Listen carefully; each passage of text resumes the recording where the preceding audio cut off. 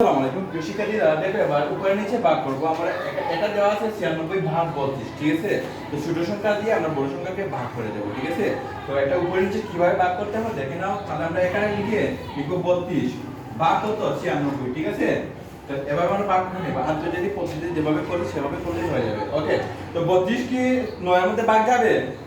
বলো যাবে না তাহলে পরের সংখ্যাটা নিয়ে নিলাম তাহলে কত হবে 96 কত হবে এবার 32 কি 96 এর মধ্যে ভাগ যাবে জি অবশ্যই যাবে কারণ এটা বড় তো 32 96 এর মধ্যে কতবার যাবে আমাদের 32 এর নামটা পারি না পারি তো পারি না তো কি করবে এবার দেখে না কিভাবে করে তাহলে এখানে দিব 32 ঠিক আছে এবার গুণ দেব একটা একটা সংখ্যা করে করে গুণ দেব 2 32 এ কত দেখো 2 দিয়ে গুণ দিয়ে 2 দুগুণে 4 3 দুগুণে 6 হয় না 64 আর এখানে 96 তাহলে আবার দিয়ে দিই 3 দিয়ে দিই এবার 3 দিয়ে কত দেখো 3 দুগুণে 6 3 থেকে 9 হ্যাঁ হয়ে গেছে 96 কতবার গেল তিনবার তাহলে তিনবার গিয়ে হয়েছে 96 আর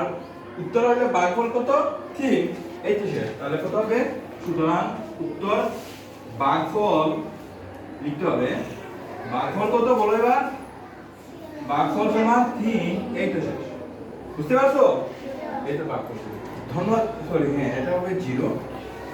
ধন্যবাদ তোমাদের সবাইকে